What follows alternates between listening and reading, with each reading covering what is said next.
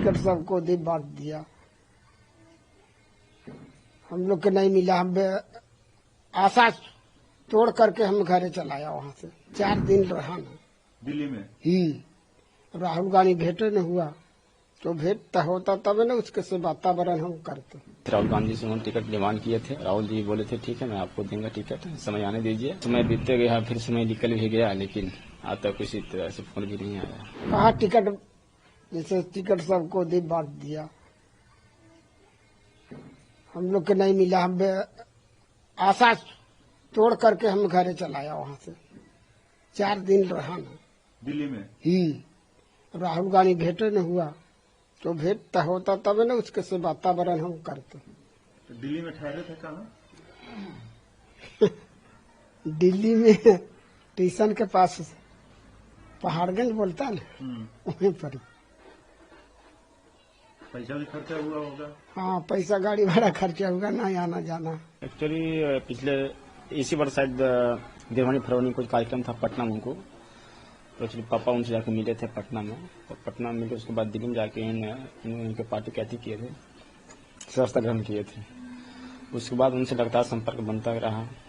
इन्होंने बीच में फिर जाके मिले थे पटना में, एक बार और मिले। उसके बाद इन्होंने उनसे ज़्यादा लगाव हो गया, इनको जो बहुत मानने लगे। वो अपना एक तरह से दोस्त मानते थे इनको, जहाँ मिलते जहाँ इनको गले लगा लेते थे। घर बनाने की बात कैसे शुरू हुई? घर बनाने की बात हुई जब यहाँ वो मेरा घर आए थे, उसी क्रम में पूरा मेरा घर, जो भी घर झोपड़ी था, सब लोग देखे थे। सारे लोग से मिले, हम लोग से भी बात किए थे, सारे बच्चों से बात की। उसके बाद वो चले गए।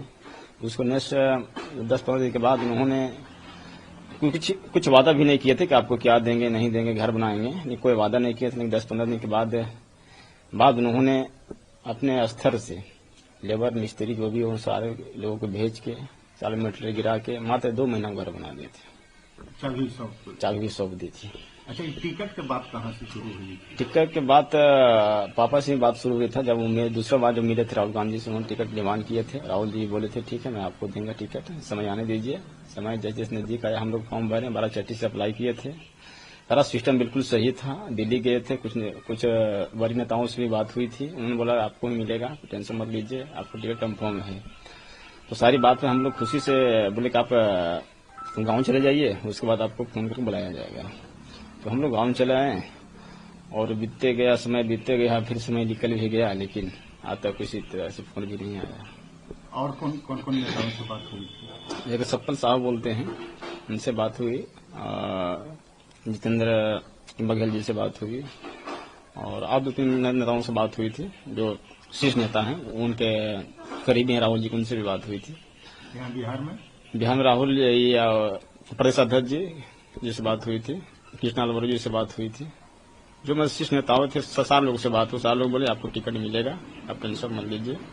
तो मामला सीट शेयरिंग का, सीट जैसे आपको सीट आएगा हम आपको क्लियर कर देंगे। कहीं न कहीं लग रहा है कि आपके साथ नाइंसाफी हुआ। राहुल जी चूंकि आश्वासन दिए थे, एक जो राहुल जी बोलते हैं वो करते हैं, शायद उनके साथ भी कुछ न कुछ वजह होगी, कुछ धोखा उनके साथ भी हुआ है। हम लोग तो सिर्फ एक उनके लिए सेवक हैं, राहुल जी के लिए, लेकिन उन्होंने हमके लिए भी बहुत लड़ाई लड़े हैं। सुने थे महागठबंधन बहुत खिंचातान चल रहा था, लेकिन बहुत प्रयास किए, लेकिन सीट नहीं बना, इस वजह से वो टिकट नहीं। टिकट के लिए दिल्ली भी गए थे? जी हम दिल्ली गए थे। अच्छा खासा पैसा भी खर्चा हुआ हो? जी हाँ, आने जाने तो पैसा खर्च होती है। ठहरने में भी? 5-6 दिन टाइम हमारा, किराया पर रूम भाड़ा सब था, खाना पीना सब होटलेस था। टिकट नहीं मिला तो मायूसी है? जी हल्का तो मायूसी बिल्कुल होगा, जितना उत्साह भरी जिंदगी जी रहे तो उस टाइम में थोड़ा सा मायूसी छा गया। तो क्या कहना चाहेंगे राहुल जी से? राहुल जी से मैं यही कहना चाहता हूँ कि अगर इसमें नहीं बनता है, अगर कहीं आपको लगता है कि कहीं परिवार के लिए कहीं और कुछ किया जा सकता है, तो बेझक वो हम हिसाब से करेंगे भी। और मैं रिक्वेस्ट में प्रार्थना करता हूँ कि बिल्कुल नहीं, परिवार जिस तरह से आपने गोद लिए, ठीक उस प्रकार से आगे बढ़ा के आप काम करें।